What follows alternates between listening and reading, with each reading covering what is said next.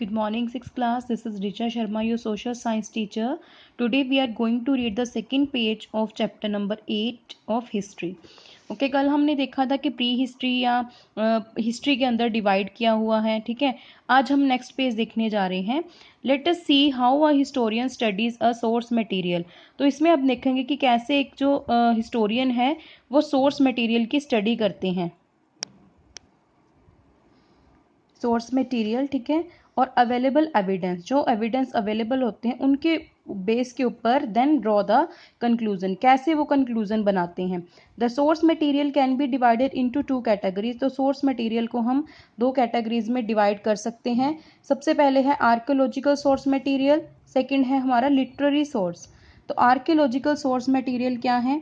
Some materials of the past are buried deep under the earth. तो कुछ जो materials हैं पास्ट से वो अर्थ के अंदर दबाए गए हैं. They are either discovered by chance और archaeologicals dig certain places and find ancient inscriptions, coins, ports and buildings. ठीक है, तो ये जो मटेरियल्स हैं ये क्या हैं? या तो डिस्कवर किए गए हैं आर्कियोलॉजी से बाय चांस. ठीक है, उन्होंने डिग किया, कुछ प्लेसेस को खोदा जाके, वहाँ से फिर पुरानी जो इंस्क्रिप्शंस हैं, कॉइन्स हैं, पोर्ट्स, बिल्डिंग्स, उनके बारे में स्टडी निकाली. The study of these materials remains tell the archaeologicalist about the religious, social and cultural conditions of that time. तो इसकी जो स्टडी है रिमेन्स की, इन्होंने आर्कियोलॉजिकल को बताया कि उस टाइम का रिलीजन कैसा था, सोसाइटी कैसी थी, कल्चर कैसा था और कैसी कंडीशंस उस टाइम के ऊपर पाई जाती थी. For example, buildings excavated from Mohenjodaro provides useful information about the Indo valley civilisation. तो जो एक्सकेवेशन है, ठीक है, बिल्डिंग्स एक्सकेवेटेड मतलब खोद कर जो बिल्डिंग्स निकली थी मोहनजोदाड़ो में, उन्होंने काफ़ी ज़्यादा इंफॉर्मेशन प्रोवाइड की इंडोज वैली सिविलाइजेशन की, उनके सभ्यता के बारे में. The archaeological source material are mainly inscriptions, coins, monuments, sculptures, paintings, articles of daily use and skeletons. तो आर्कियोलॉजिकल सोर्स मटेरियल में मेनली क्या कुछ पाया जाता है?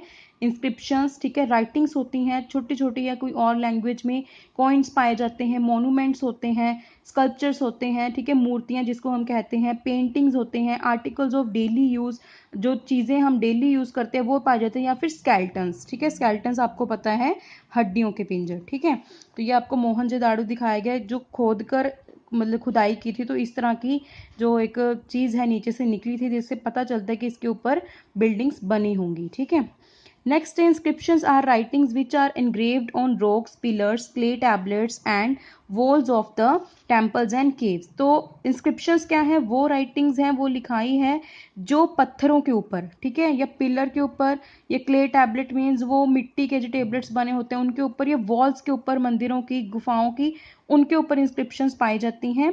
दे tell us about the kings, their empires, achievements as well as the society and the language of that period. तो ये जो राइटिंग्स हैं ये हमें राजाओं के बारे में, उनके साम्राज्य के बारे में, उन्होंने क्या क्या प्राप्तियां की, ठीक है, और उस टाइम की लैंग्वेज क्या थी, उस सब के बारे में बताते हैं. The inscription of Ashoka's period tell us about his achievements, fields of administration and the steps that he took like building hospitals, wells, etc. तो अगर हम अशोका के पीरियड की बात करें तो जो अशोका के इंस्क्रिप्शंस हमें मिलती हैं उसे पता चलता है कि उसने कितनी प्राप्तियां की थी, किस किस की फील्ड में, एडमिनिस्ट्रेशन, प्रबंध कितने अच्छे थे, उसने कौन कौन से स्टेप उठाए, ठीक है, किस चीज़ के लिए, बिल्डिंग्स बनाने के लिए, हॉस्पिटल्स के लिए, कुएं खुदवाने के लिए, ठीक है, and for the welfare of the public, और लोगों की भलाई के लिए उसने बहुत ज़्यादा काम किए. अशोका के बारे में पूरा चैप्टर आप आगे जाके पढ़ोगे भी, इसे आपको पता चलेगा. फिर the inscriptions were put up in the places where the common people could reach them easily. ठीक है, तो इंस्क्रिप्शंस वहाँ पे बनाई जाती थी जहाँ पे आम लोग जो है ईजिली पहुँच सकते थे. The study of inscription is cold epigraphy. तो इंस्क्रिप्शन की जो स्टडी है उसको एपिग्राफी बोलते हैं. यहाँ पे दो पिक्चर्स आपको दिखाई गई हैं. ये अशोकास की इंस्क्रिप्शन है, ठीक है, गिरनीर जो गुजरात में है वहाँ पे पाई गई थी. इस तरह से पिलर्स के ऊपर लिखी जाती थी. ठीक है, अशोका की इंस्क्रिप्शंस.